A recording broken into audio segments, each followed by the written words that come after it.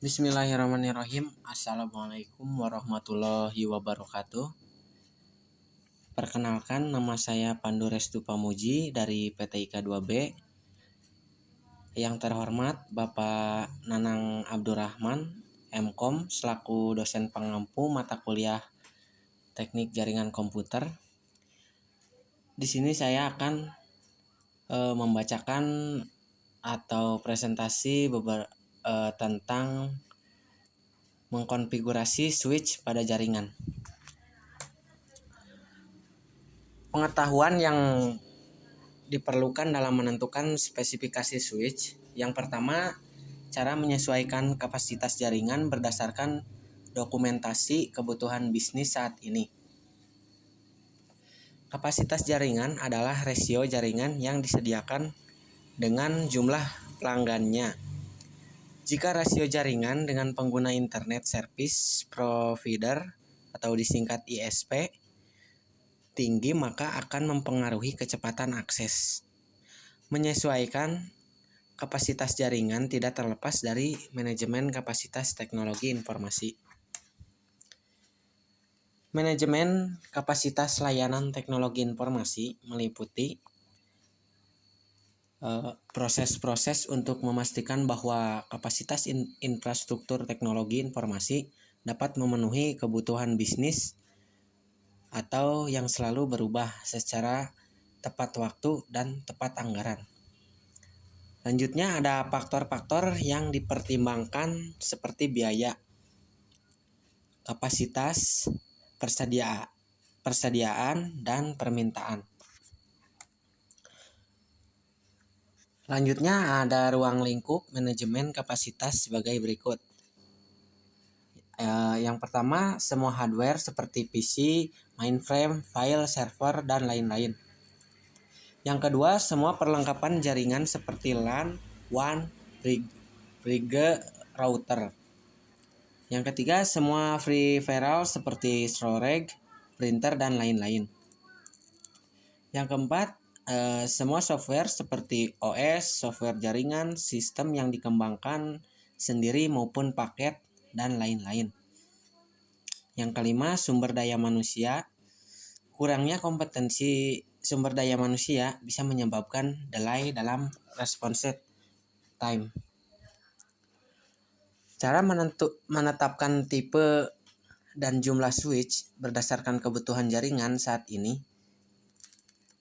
Switch adalah sebuah perangkat jaringan pada komputer yang menghubungkan perangkat pada sebuah jaringan komputer dengan menggunakan pertukaran paket untuk menerima, memproses, dan meneruskan data ke perangkat yang dituju. Switch juga dianggap sebagai jembatan dengan banyak port yang menggunakan alamat dari hardware untuk memproses dan mengirim data pada layer kedua dari model OSI. Switch dalam sebuah jaringan pada dasarnya dapat dibedakan menjadi beberapa jenis, yakni yang pertama, fast forward atau cut, draw. Jenis switch ini hanya melakukan pengecekan alamat tujuan yang terletak pada header frame. Kemudian, frame ini akan dilanjutkan kepada host tujuan.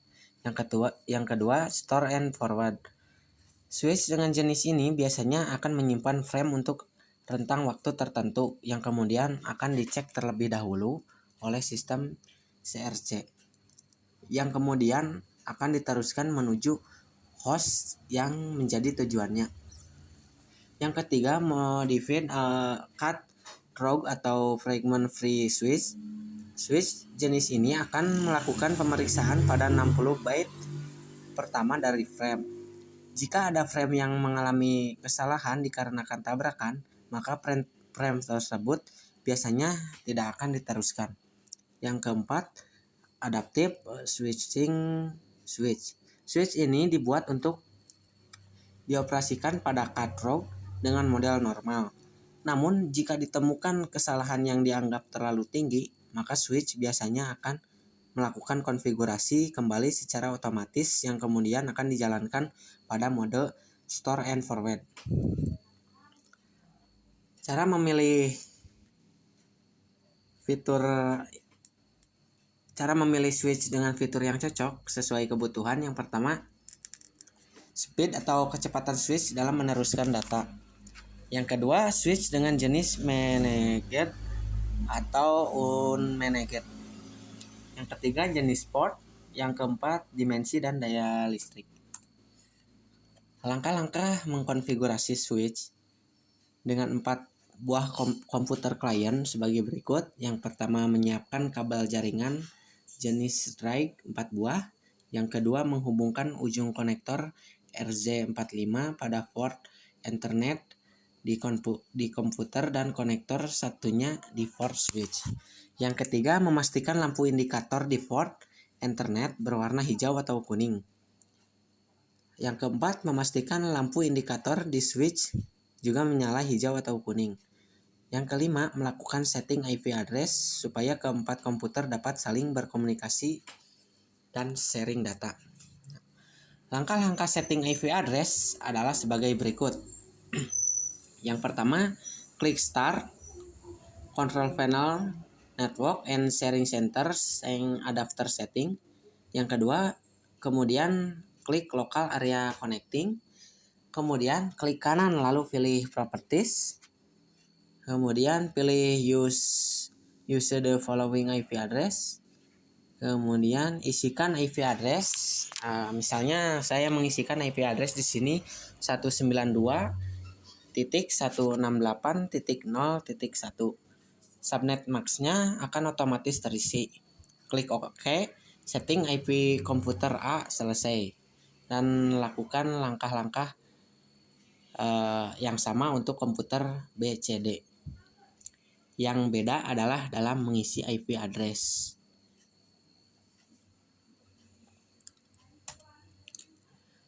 Nah, langkah-langkahnya bisa dilihat dari sini atau ada di bawah link. Saya sudah membuat di blog saya.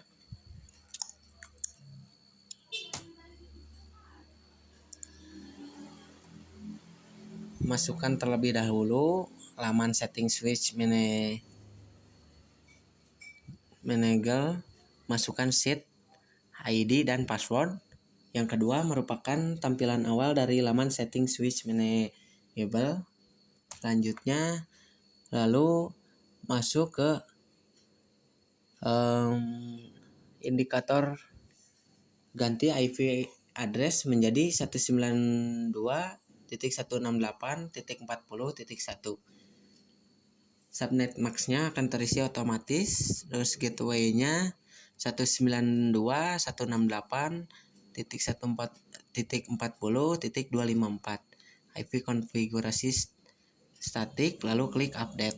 Nah, lalu ada tampilan berikut jika update sudah berhasil. Nah, selesai IP switch sudah diganti, maka kita akan keluar dari laman setting yang lama. Lalu sesuaikan IP PC atau laptop dengan IP switch. Nah, seperti ini IP-nya. Kemudian login kembali dengan IP PC atau laptop yang sesuai dengan IP switch. 8. Masukkan VLAN setting sesuai pada gambar. Kemudian atur lagi sesuai dengan gambar berikut.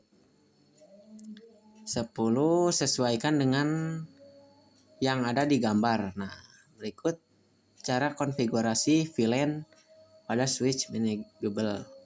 Setelah itu, atur lagi sesuai dengan gambar di bawah. Nah, gambarnya seperti ini.